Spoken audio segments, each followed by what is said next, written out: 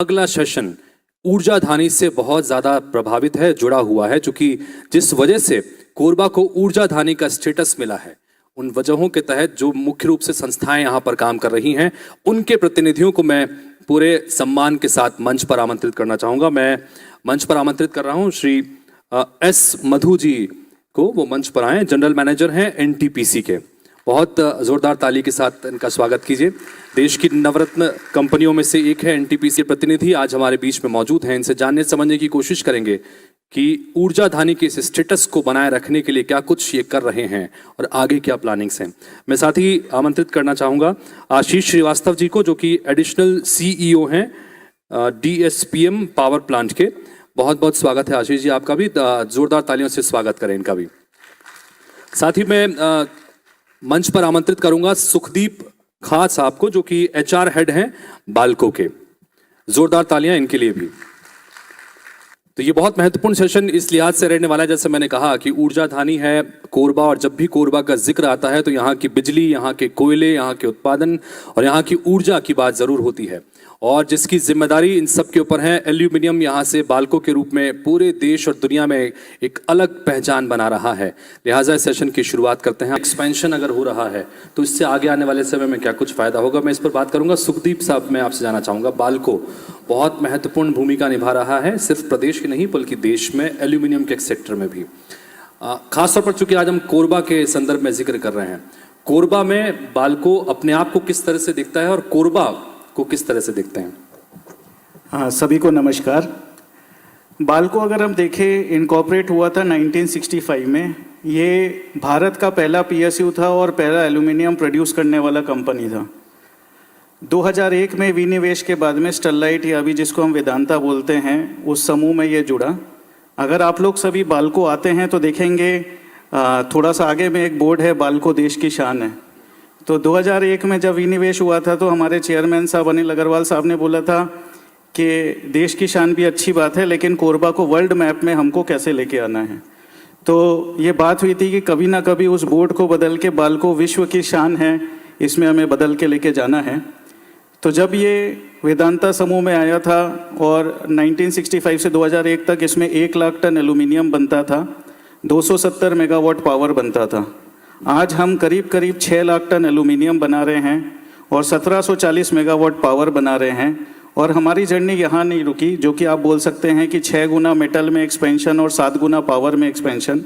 हमारी जर्नी यहाँ नहीं रुकी। अभी हम करीब 6,500-7 हज़ार करोड़ का इन्वेस्ट कर रहे हैं। अभी तक हम मोटा मोटी 13,000 करोड़ इसमें इन्वेस्ट कर चुके हैं।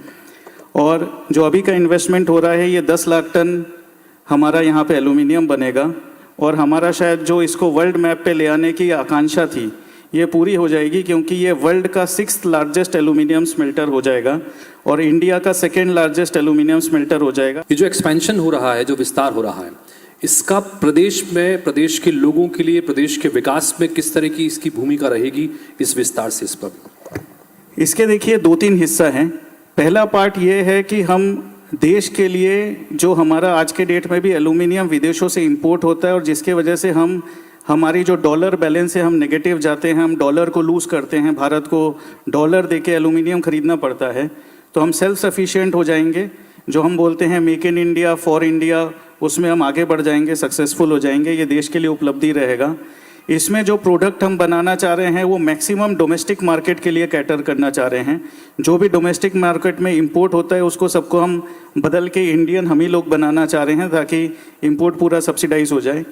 दूसरा, साथ ही में हम जो सरकार के साथ में मिलके काम कर रहे हैं, हम यहाँ पे एक एल्यूमिनियम पार्क लाना चाह रहे हैं कि ऐसा नहीं हो कि हम ही प्रगति करें, हम साथ में छोटी मोटी इंडस्ट्री है उसको साथ में, आजू बाजू में लिक्विड मेटल्स हैं, जो खुद छोटे छोटे प्रोडक्ट जो स्टेट में लगते हैं। इससे ना केवल रोजगार कोरबा डिस्ट्रिक्ट में बढ़ेगा, बल्कि बहुत सारे एंटरप्रेन्योर और खुद के इंडस्ट्रियलिस्ट कोरबा में आएंगे इस एल्यूमिनियम पार्क के माध्यम से। और दूसरा है कि ये यूनिक एक तरीका रहेगा ताकि स्टेट की खपत भी हम यहीं पे बना के ख़त्म कर दें। और इससे खास बात ये रहेगी कि ना सिर्फ हम प्रत्यक्ष रूप से अपने प्लांट में रोजगार दे पाएंगे, अप्रत्यक्ष रूप से जो सेकेंडरी प्लांट है, अगर प्लांट के आजू बाजू आ गए तो यहाँ के रोजगार में मेजर टर्न अराउंड होगा और ये एक बहुत बड़े इंडस्ट्रियल हब के हिसाब से अगले विगत 5 वर्षों में देखा जाएगा।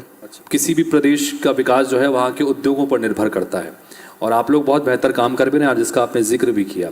लेकिन इन सब के बीच में रोजगार का जनरेशन करना और लोगों का पुनर्वास करना, ये एक बड़ी चुनौतियां रहती हैं। अगर कहीं पर प्लांट खोला तो फिर वहाँ पर ज़मीन अधिग्रहण, फिर पुनर्वास हो, लोगों को रोजगार दो। इन चुनौतियों के संदर्भ में या युवाओं को रोजगार से जोड़ने के संदर्भ में बाल्को में अगर कुछ बेहतर पहल हुई है अब जिसका आप जिक्र करना चाहें तो। जी, 2-3 चीज़ मैं बोलना चाहूँगा। पहले तो लकीली हमारे पास में लैंड अवेलेबिलिटी सरप्लस था हर जगह, चाहे वो माइंस में हो या चाहे वो प्लांट में हो। तो हमारे जितने एक्सपेंशन है सब उसी एरिया में हो गए। और मोस्टली हमने क्या किया, हमारा जो 100 किलो एम्पियर सरकार से हमने टेक्नोलॉजी ली थी, जो हमने सेकेंड टेक्नोलॉजी लगाई वो 300 किलो एम्पियर लगाई, और अभी जो लगा रहे हैं वो 500 किलो एम्पियर लगा रहे हैं। तो उसी एरिया में हम 5 गुना प्रोडक्शन की तकनीक से आगे बढ़ रहे हैं। तो जगह की हमें को कभी भी समस्या नहीं आई। दूसरा, अगर हम बात करें, कुछ खास आंकड़े हैं बाल्को के मोटा मोटी 84% लोग छत्तीसगढ़ के निवासी हैं। तो जितने भी रोजगार बढ़े हैं, और अगर हम मोटा मोटी बोले विगत पिछले 2001 से लेके आज तक में करीब 13,000 लोगों को हमने एम्प्लॉयमेंट डायरेक्ट या आउटसोर्स रोल में कहीं ना कहीं हमने यहीं के युवाओं को दिया है। और हमने इसमें एक और ख़ास चीज़, यहाँ पे बहुत सारी बच्चियाँ बैठी है, बहनें बैठी है, मैं बताना चाहूँगा। इंडस्ट्रियल लोकेशन में कहीं पर ऐसा नहीं होता है, लेकिन बाल्को एक यूनिक प्लांट है जहाँ पे 21% कर्मचारी, जो हमारे डायरेक्ट कर्मचारी है, वो फीमेल है। ऐसा बहुत कम इंडस्ट्रियल लोकेशन में होता है कि 1/5 पॉपुलेशन आपकी फीमेल हो। तो हम बड़े ही इंडस्ट्रियल लोकेशन है, हम फीमेल्स को भी साथ में लेके चल रहे हैं। हाल फिलहाल में हम किसी को ना पीछे छोड़े करके हमने ट्रांसजेंडर या LGBTQ आज के भाषा में जो बोलते हैं, या साथ में हमने स्पेशली एबल्ड इनको भी हायर किया। हमने बहुत सारे डेफ एंड म्यूट हायर किए, ताकि ऐसा नहीं हो कि विकास के इस प्रगति में कोई पीछे छूट जाए। और इसमें क्या कुछ फर्क आपको महसूस होता है, जिसने ट्रांसजेंडर्स के संदर्भ में आप जिक्र कर रहे हैं उसमें? वेस्ट मटेरियल है, ये चुनौती रहता है इसके संदर्भ में, उसके निष्पादन के लिए। देखिए, एक चीज़ और सोचने वाली बात है कि वेस्ट आइडली इंडस्ट्री में बोले तो कुछ नहीं होता। किसी के लिए वेस्ट जो होता है वो किसी और के लिए वेल्थ होता है। हम राखर प्रोड्यूस करते हैं, लेकिन वो राखर सीमेंट प्लांट के लिए रॉ मटेरियल है। वो NHAI जो हाईवे बनाता है उसके लिए रॉ मटेरियल है। जो SECL कोल माइन खोद के ज़मीन में वॉइड रह जाता है उसको रीफिलिंग के लिए रॉ मटेरियल है। तो ये एक बेसिकली कोऑर्डिनेशन है, किस तरीके से हम हमारा जो वेस्ट है, जिसके लिए वेल्थ या रॉ मटेरियल है, उससे कांटेक्ट करके उस तक पहुंचाए, ताकि ये हमारा मतलब हमारी भी ज़रूरत और उसकी ज़रूरत एक साथ पूरी हो जाए। आज के डेट में हमारा ऐश यूटिलाइजेशन मोर देन 100% है। हम पुराना लेगेसी ऐश को भी कंज्यूम कर ले रहे हैं। हम NHAI को दे रहे हैं, कुछ सीमेंट प्लांट्स को दे रहे हैं। हम अभी सोच भी रहे हैं कि किस तरीके से रेल के माध्यम से सीमेंट प्लांट को पहुंचाए ताकि लागत कम आए। और साथ ही में हम जो लो लाइंग एरियाज़ है as well as very specifically जो माइंस फिलिंग है, इन सब में भी काम कर रहे हैं, ताकि हम दूसरों के कोलैबोरेशन में बराबर उनके लिए भी, मतलब वेस्ट टू वेल्थ जो कॉन्सेप्ट बोलते हैं कि वेस्ट को वेल्थ में कैसे बदलें, उस पर ज़्यादा फोकस कर रहे हैं। सुखदीप जी, आप भी अगर इसमें कुछ बता सकें, क्योंकि आपने हालांकि कई सारी योजनाओं का जिक्र किया भी अपने अलग अलग बातों में, लेकिन फिर भी CSR एक्टिविटीज़ के संदर्भ में अगर आप जानकारी देना चाहें। जी, हमारे यहाँ जो प्रोग्राम है CSR का, मूलतः 6 क्षेत्रों में बटा हुआ है।